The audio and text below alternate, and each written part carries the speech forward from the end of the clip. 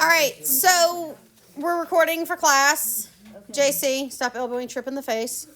Yes, that was recorded for everybody to hear. We're going to go over 21 through 27 and finish this up. All right, for 21, it says Olivia makes 4 shakes for her friends. How much more fruit does she use than sugar to make the shakes? Any help on this one? Ashton? 0.3 more. How did you come up with 0.3? I turned 1 and 2 over 4 into 1.5.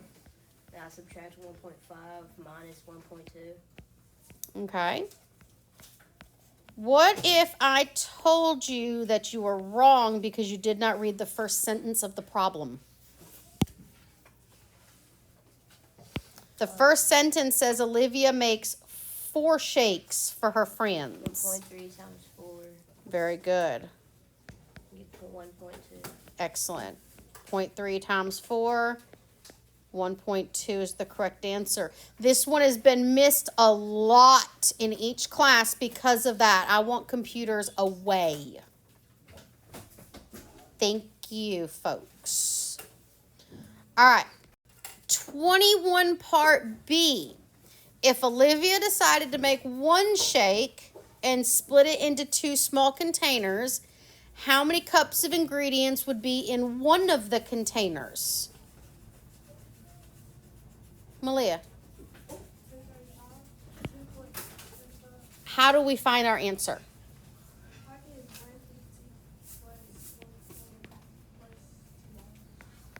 Okay, so 1.5 plus, what were your other numbers?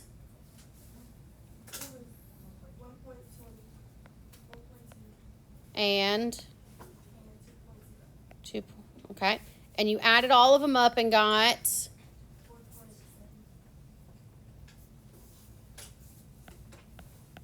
Okay. So, and then the 4.7 is all of it, and then you did what?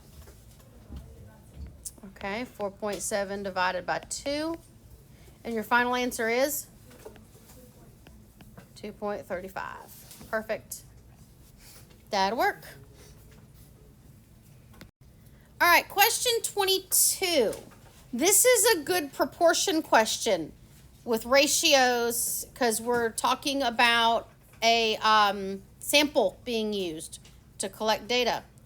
Can you use a homework pass one of those songs? Yeah, no. The THS football stadium has chairback seats and bleachers. The athletic director surveys a random sample of 85 fans. So your sample is 85. And he wants to see what type of seat they prefer. It says that of those surveyed, 55 prefer chairback seats, and the stadium holds 5,000 people. Based on the survey about how many fans prefer sitting in chairback seats, what's your ratio that we know about the chairback seats? 55 over 85. 55 out of 85. Then you do set up proportion 5,000 at the bottom, and then you put X over 5,000. Very good. We're trying to find the chairbacks out of 5,000. And I know we all know to cross multiply or butterfly, whatever method we want to keep in our brain on that one. But it does use the word about, and we don't have decimal amount of people, so we do have some rounding. Trip, what'd you get? I got 3,235. 3,235 is the correct answer. You don't round it to 36 since you could. No, you can't have. I mean, since it is the word about, I am given a little bit of leeway. Because, like, I'm saying, like, if, like, you had, like, a decimal, you can't fit a decimal per person, so wouldn't you go over one? That is kind of true. I see your reasoning there. Yeah. I think the word about's going to cover you there. So, Okay. I did have somebody today, they got the answer 3,245, and they were actually correct. I didn't get that. They used equivalent fractions, so 5,000 divided by 85 gave them a decimal, and they rounded to 58.82 something.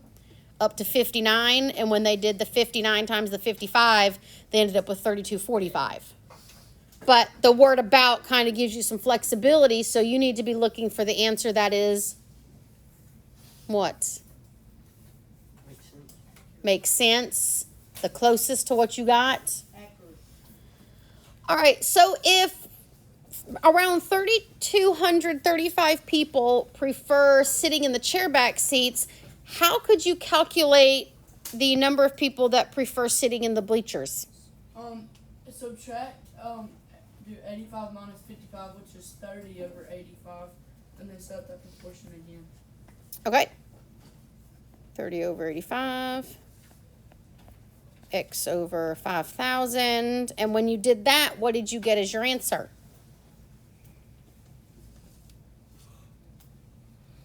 You're cross multiplying 5,000 times 30. 1,765. 1,765. It does come out to be a decimal. If it holds 5,000 people and 3,235 prefer the chairback seats, Just subtract. we could have just subtracted the two numbers. Because if you only have two options, the rest have to choose the other option. Good. 23. Before you give me the distance, I want you to do me real quick. I want two expressions that would be used to find the distance between points A and B. If you don't remember, go back towards the front part of this review. There's two specific things distance expressions need. Absolute value and subtraction. Kentrail, what's one of the expressions? -5 minus 3 absolute value bonus. Very good. -5 minus 3 in absolute value. What is the other expression? Ashton. 3 minus -5 absolute value. 3 minus -5 in absolute value. Either one of these you answer, or if you just count from -5 up to 3 on the number line, however you decided, what do you get as your answer? 8. No, 8. Okay, I heard somebody say -8 and was corrected. Why? Because distance can't be negative. Distance cannot be negative. Do you think they would have a negative option there?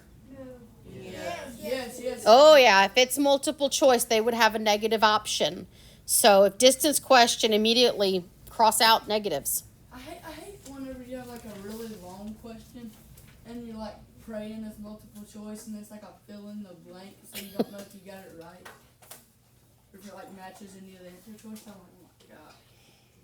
It's like you're sitting there with the answer 25 and everybody else around you has like 640. Yeah, what kind of question in there?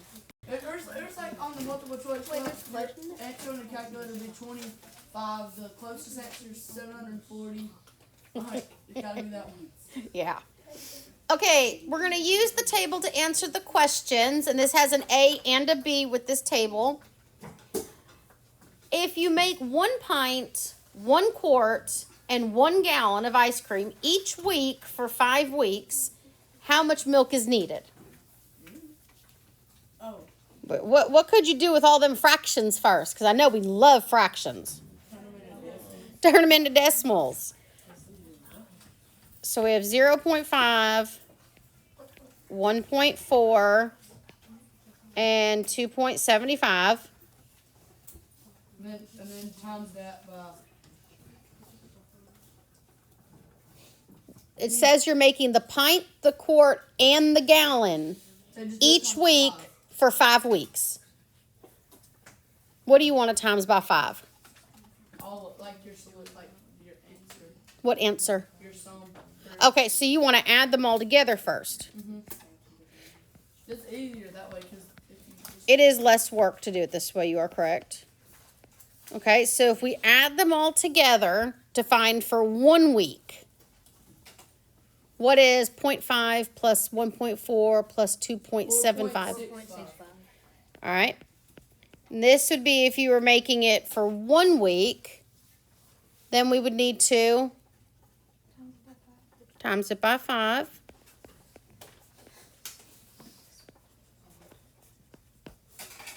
$4.65 times 5. 23.25. 23.25. Now, all of the original numbers are given as fractions, so I would be very prepared to give your answer as a fraction. What is 23.25 in fraction form? 23 and 1 over 4. 23 and 1/4. Very good. Always be prepared for that. If you change to decimals, be prepared to go back to fraction. Okay, we're going to go to part B. Same table. If your friend makes 2 pints, 1.5 quarts, and 2 gallons of ice cream, how much milk is needed? So this is an inconsistent amount. We're making 2 pints, 1.5 quarts, and 2 gallons. They're color-coded for a reason. So it's 1. What would we need to do? I know what to do. You know what to do? I think. Okay. Okay. So I did 1/2 times 2. Okay. Which would be 1.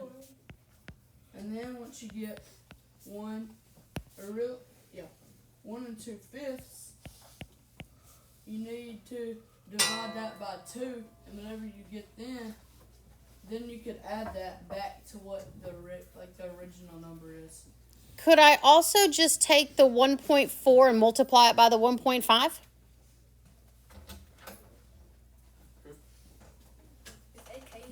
AK, you gotta drop off. 8.6. Okay, so posing the question again. The JC's method completely works, but my question was, we took the 2 pints and multiplied it by 1/2 cup. Could we take the 1.5 quarts and multiply it to the 1.4 cup? Yes. You can still do that even if you have a partial amount and change your rate. Either way, what answer do you get for that one?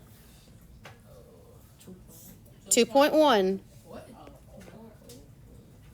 You should have gotten that if you said you took your 1.4 and cut it in half. That should have given you 0.7. And then 1.4 and 0.7 would still give you the 2.1. All right. Then, all right, to the gallons. What are we going to do? Multiply it times 2. Okay, so our 2.75 times 2. And that is a total of 5.54. 5.5. And our final step would be Add it all together. add it all together 3.1. 8.6. plus. 8.6. Okay, you do get 8.6, and as was brought up previously, all your numbers are in fraction form, so be able to give both answers. It's 8, 3, 8 and 5. 8 and 3. It's 8 and 3 over 5. 8 and 3/5. 8 and 6/10 reduces down to 8 and 3/5. Good.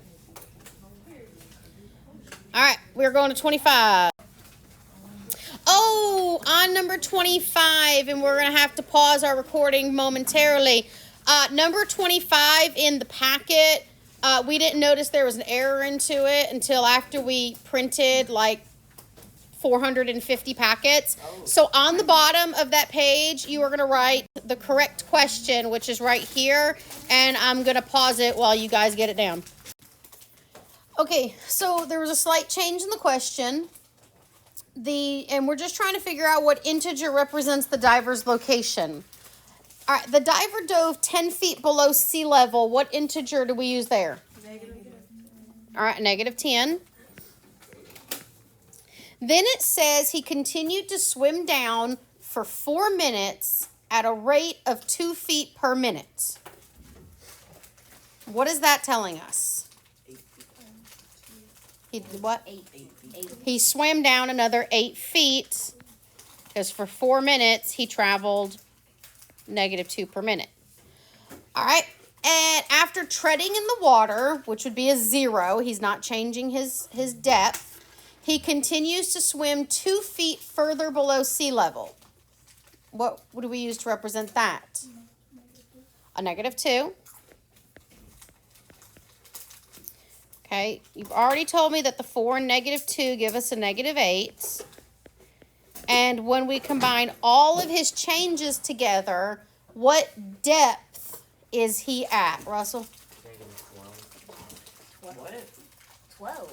Remember, this one had a change from the question that's originally on there. This one was the modified one. Look at your numbers. -10, -8, -2. Oh, -20. -20. I got that. And that would be the integer. Very good. All right. Okay. When you're saying you can't, it's not saying 2 minutes. I thought.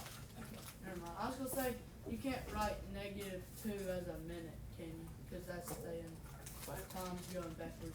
Correct. That's why my negative is on my 2 rather than on my 4. The 4 is representing the time, and the -2 is representing his 2 feet change down. Okay. But good question. You got it? Question 26. Wait, Miss Long. Yes, sir. Can you go back for a second? Is your writing still there? I can.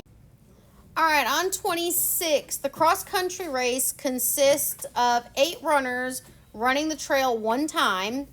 The coach keeps up with how well they run by recording the difference in each lap time from the record pace. He uses positive numbers to show if the lap was slower than the record pace and negative numbers to show if the lap was faster than the record pace. We need to write an expression to represent the 8 runners of the cross-country team running 5.4 seconds faster than the record pace. So if they're running 5.4 seconds faster, what do we need to keep in mind about this number? It's less than like the.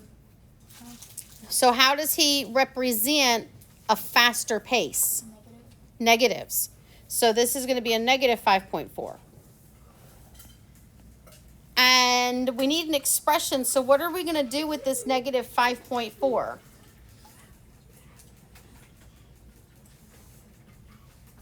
You've got 8 runners.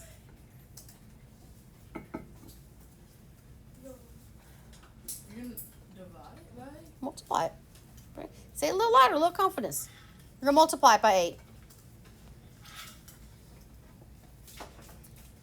So using the first one, let's look at your second one. We want an expression to represent the 8 runners of the cross-country team running 2.7 seconds slower than the record. If they're running 2.7 seconds slower, the 2.7 is going to be, this is positive, and what are we going to do with the 2.7, Trip? I was not paying attention. Because your computer's open, right? Yeah. Let's close that. That's okay. That's wonderful. You still need to focus on this. Use the first question. What are we going to do with that 2.7, Corey? What are we going to do with the 2.7?